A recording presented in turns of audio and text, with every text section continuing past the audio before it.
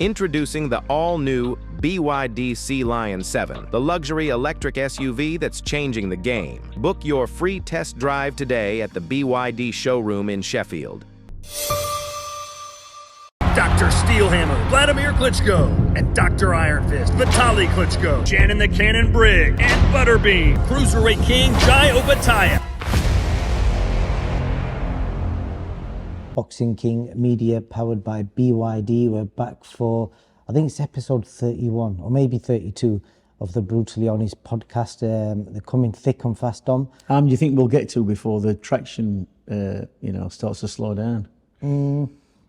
I don't know, it's interesting you say that because I've seen Carl Froch has had a lot of stick recently because obviously his whole thing was just saying what he thinks, and I've seen a lot of people giving him some negative press over his interview with Conor Benn because obviously he had a lot to say about Conor.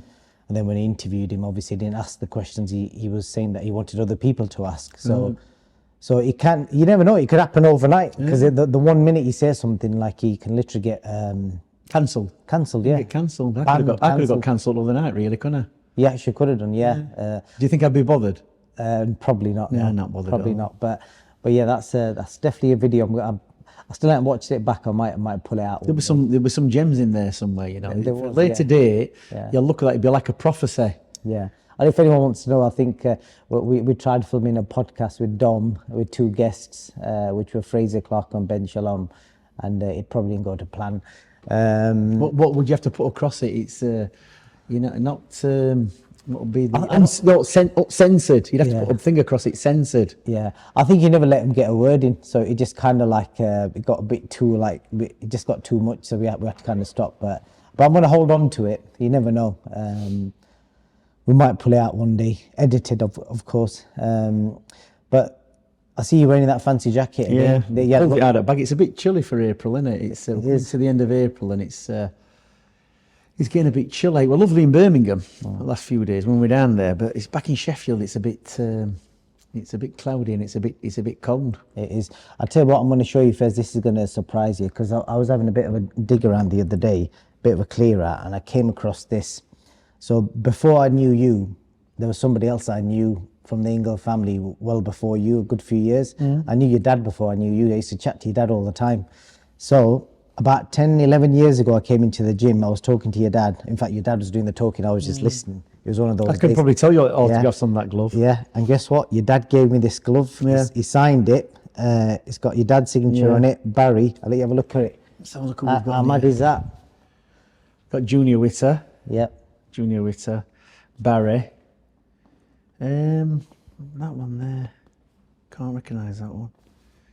See your dad's on the fist. My dad's on the end there. Brendan Ingle MBE, yeah. How cool's that? It's a good one. It's be worth a few quid, that one. Yeah, no, I'm never selling that. No, you won't sell it, but I'm just saying, I'm just trying to remember who that one is there. It's not Kelbrook, is it? No, it's not Kells. It might be Johnny, actually. Might be Johnny. I think it is Johnny. Just throw that up to the camera, as you can see. Yeah. I've got it. There you go, Brendan Ingle's signature on there. But yeah, your dad gave me this. I think it was in that back dry room. He goes, "Come here, I'm going to give you something." And he pulled it out and he signed it. And I think it was a glove it was Barry's glove, actually. I think it were, yeah. Yeah, it was Barry's glove. And but yeah, whoever's got the matching one to that one. Phew. Yeah, I could, because a lot of people always wonder, how did I get to know Dominic Ingle? But I actually used to know your dad before you. Yeah. So yeah, good little memory that. Right, what shall we start with? I'm trying to think. I think we'll start with the aftermath and the fight on Saturday night. I want to start with your fighter. Let's talk about Brad Goldsmith. We did a podcast with him. He was in the last episode. Watching the fight, he looked $1 million. He looked great, watching it, punching, moving, slipping, sliding. He was dominating the fight, and it looked like he was about to stop Troy. He went all out. He literally punched himself out. In his own words, I spoke to him afterwards, and he said he couldn't pick his arms up anymore. His arms were like heavy. And then, you just tell me about that bit first before we get to the ending. That round where he's gone all out. Were you shouting anything to him? We don't talk about the losses. We only talk about the wins. So we're gonna have to skip that bit. So that's all I'm going to say on that one. Don't like to talk about losses. We'll just keep it like we're always winning. Keep it positive. No, like I say, inexperience really. Probably the first time past 6 rounds. Obviously, you can go through with fighters what the scenario is in a fight. And it was a 50-50 fight. and obviously the other kid was in the home corner. But, sometimes when you're in a fight and the adrenaline's flowing, you can see the kid, falling to bits in front of you, and and in your peripheral vision, you will see the referee looking like he's going to jump in. And I think Brad just needed to pace himself. And I think when you've hit everything, you've hit an opponent with everything that you've got, and they're still stood there, it can be demoralising. And when he came back, he got knocked down at the end of the round. It was, it could have been a late shot. And people saying to me, "Oh, he got hit after the bell." I went, "Well, the point is, it's like anything else. You've got to defend yourself at all times. You've got to be wary. You can't turn your back on an opponent, not even when the bell's going." It's just inexperience, really, with Brad, where he got caught short there. And, you'll learn from that. And we'll try and get the rematch. I think the rematch will be on the cards. They'll be confident they can do it. But he was winning the fight quite comfortably. But it's, a 10-round fight is different to a 6. You've got to pace yourself. And maybe just inexperienced, got a little bit carried away with himself. And that's the result. But I've seen that happen so many times. It happened with Johnny Nelson a few times early in his career.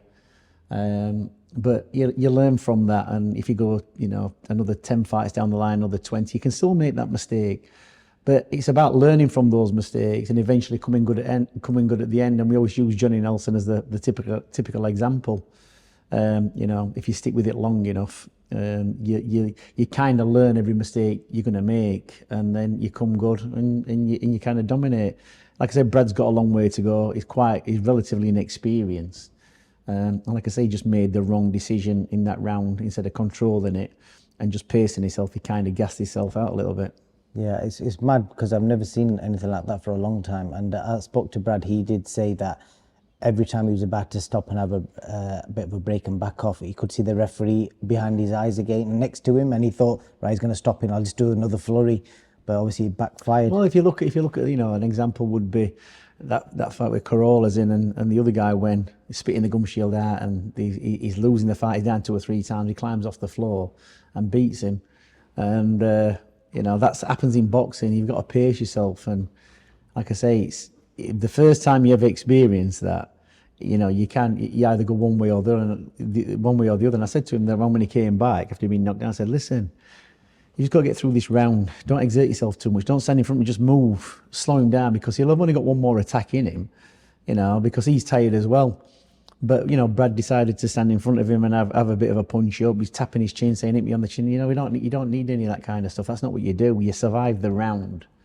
And then, he was well up in the fight. You only had to get through the next 3 rounds and he won the fight. And that's it. It's a costly mistake for him. It is. That moment where he got punched on the bell, it's fair to say that, if the referee could have given a count, I don't think anyone would have complained. But the referee said it was a shot after the bell, so he didn't give him a count, but he also didn't give him any time to recover. What are the rules around that? The time to recover, there's the minute break. What would you rather have? The time to recover or a minute break?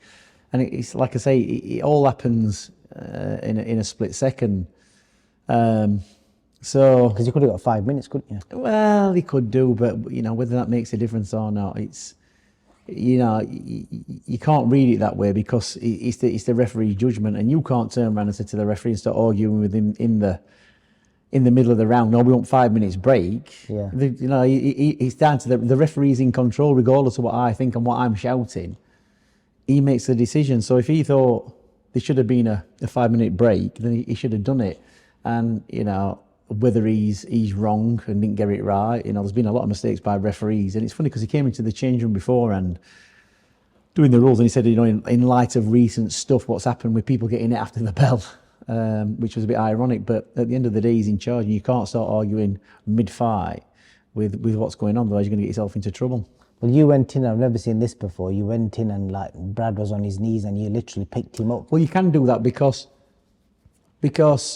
if he gets knocked down legitimately and the bell goes, the referee will carry the count and the fighter's got to get off the floor himself.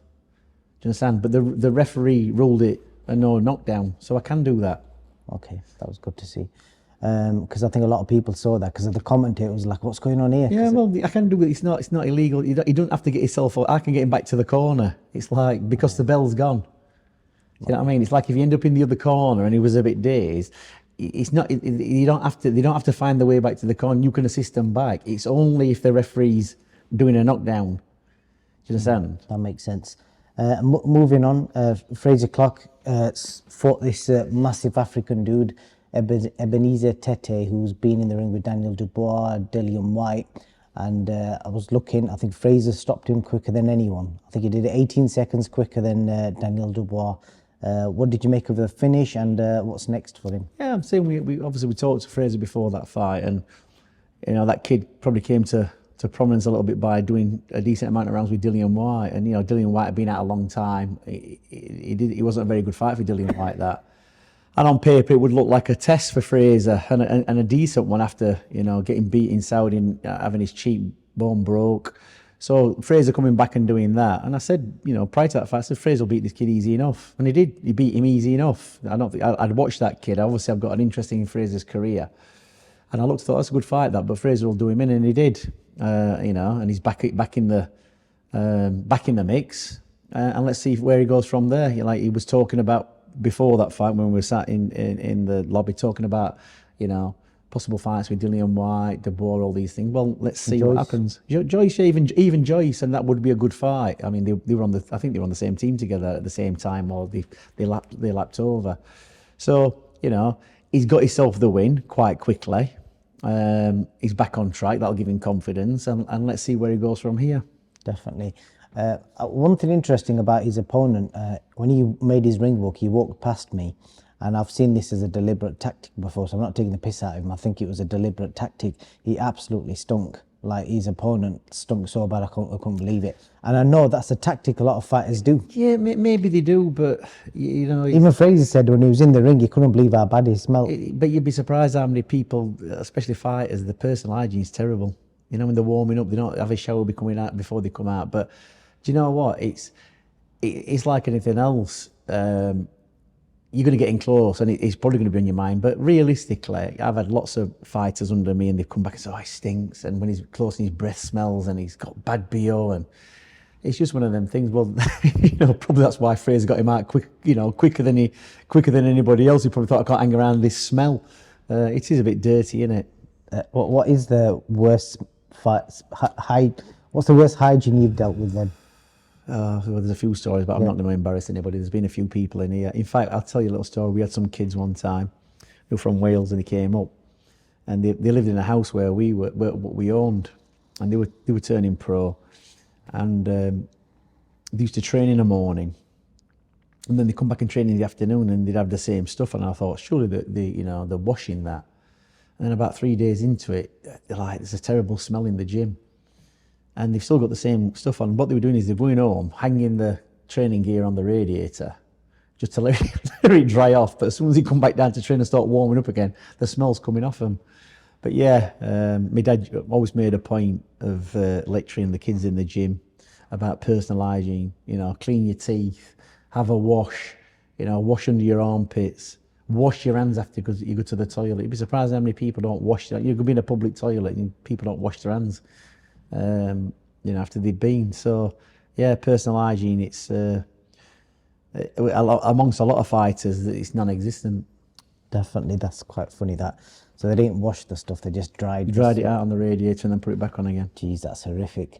And then the main event, the big talking point, it was mad to see Ben Whittaker walk out. And in fact, before we even talk about the fight, I'll tell you what was really good to see, that arena was the most full I've ever seen it, that BP Pulse Arena. Because Ben Shalom gets a lot of hammer and a lot of stick, and he's had loads in the build-up to that fight.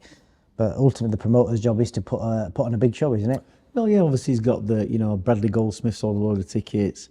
Liam Cameron sold a load of tickets. It was matched quite well. And that's the thing with shows, it always... It confuses me why, we had a show in Sheffield and there's not many local kids on. I think Dalton Smith boxed, and probably that might have been it. And you're not going to get the crowds in because, especially in Sheffield, people want to see Sheffield fighters. And I think, Ben did a good job there because he did get, he had an area title fight on, two kids from that area, they both sold tickets. You got Whittaker on, you got Liam Cameron who brought a load down. And that's the name of the game. And you want the fans to stay in and watch the main event. You don't want them drifting off halfway. So, you've got to, even though the local kids might not be contracted to you as a promoter, it makes sense to bring them in if they can sell tickets, and it keeps it interesting for for the people there because they want to see local fighters coming through. So, you know, fair play to Ben Shalom there. He obviously filled that arena. And Ben Whittaker, he walks out and Liam comes out to cheers, and Ben, I've never seen boos like that bad before.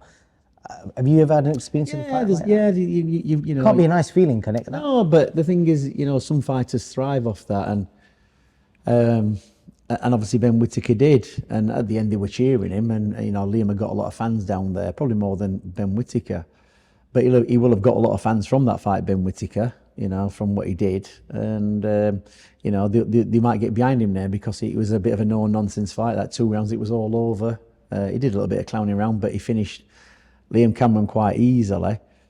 People said it were a bit premature. Some people said it was right, but he staggered a couple of times. Liam Cameron, maybe he lost his footing. He did have his hands up at all times. His eardrum, I spoke to him. Well, yeah, his balance is obviously going to go when he gets caught. You get caught in the ear. Your balance is going to go anyway.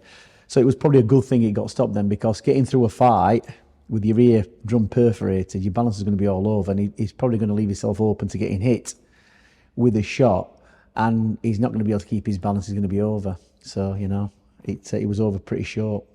That moment, so are you saying that the stoppage was fair? Yeah, it was fair enough, because Liam wasn't answering back, even though he got his hands up. You know, he did have his hands up most of the way through that assault. He wobbled a few times. He wasn't firing anything back. And when you take so many unanswered shots, you know, he might have been fine, but you've got to show the referee, apart from being able to defend, he was still getting clipped with the shots. So it was only probably ever going to go one way, that fight, at that point. And the post-fight press conference, in fact, before the press conference, the antics, there was a big debate between Dave Caldwell and Johnny Nelson about Ben's celebration. We saw him run into the corner with Grant Smith, and I think he shouted something, and Grant gave him like a half a slap type thing. And but they spoke about it with each other afterwards, because there was a misunderstanding. People thought that Ben might have spat at him, but Grant went to Ben's changing room afterwards, and they spoke about it, and he said, "I know you didn't spit at me." And he said emotions, etc., etc. But Dave basically was saying on the live broadcast that it's disrespectful, obviously it shouldn't be happening, it's over the top. And then Johnny was saying, justifying it, basically saying that it's emotions are high in that moment, he's had a lot of shit to deal with, so it's understandable type of thing. So yeah, what did you make of it? It's not acceptable. It's once again, it's like the egg in the face routine from Eubank to Conor Benn. It's actually, I'll be surprised if that's not brought to the board's attention, because it's on TV.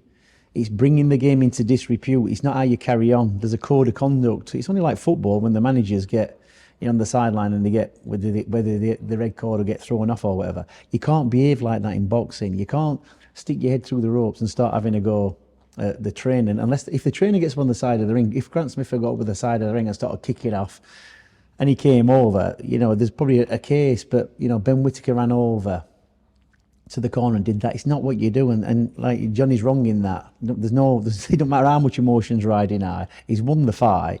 There's no need for it. And I'll be honest with you, if he'd done it to me, I'd probably dragged him through ropes.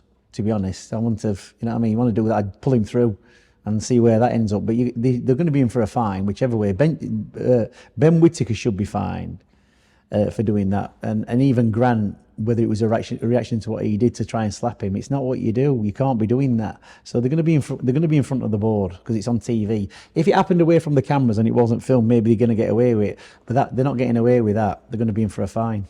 Have you seen the clip?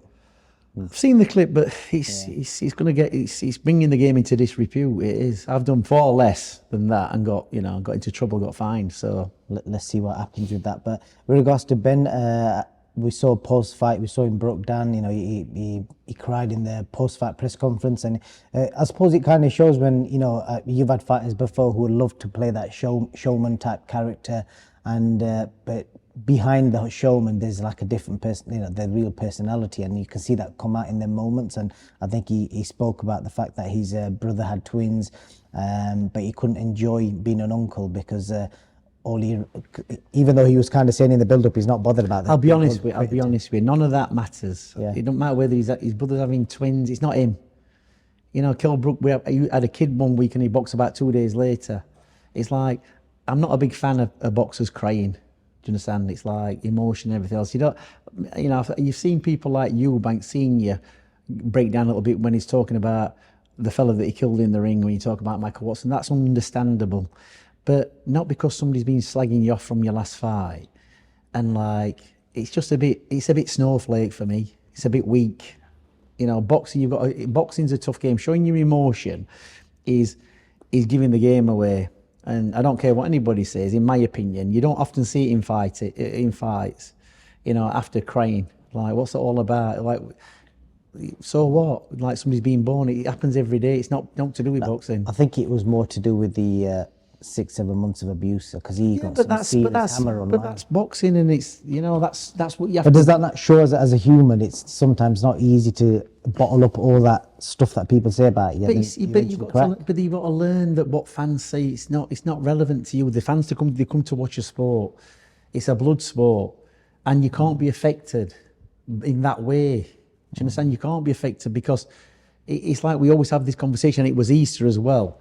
You know, my dad always brings that quote: the crowd that were cheering Jesus into Jerusalem when, you know, the week before, they crucified him a week later. The same people were shouting for him to be killed. And that's the same with boxing. 1 minute you're the flavour of the month, and next minute you're not. And you have to take it with a pinch of salt. It's like we do these interviews and people say, have you read the comments? Or, I don't read comments. I don't really. People are entitled to their opinions and what they believe. That's fine. But reacting to it and getting upset about it, it's not even worth it. It's like we're in this era now where everybody's getting offended. They're getting locked up for silently praying on the side of the street. How ridiculous is it? How ridiculous is that? You can't say what you want to say. We should be having the freedom of speech. So, you know, if you want to get upset about things, you know, that's down to you. That's down to your, you know, whether it's a weakness or your inability to deal with it. You can't be like that. So I ain't really got any sympathy for Ben Whittaker, because he's been in a ring, and previous to Liam Cameron, he were kind of abusing opponents really with his antics, what he were doing, tapping them on the back of their head and messing about with them, you know, doing that kind of stuff. So if you live by the sword, you die by the sword. So, you know, I ain't got any time for that. You didn't see that with Golovkin. You didn't see it with Marvin Hagler. You didn't see it with Thomas Hearns, Duran. We saw some of your fighters you've had from this gym. Like who? Like, you know, Naz was known as the showman.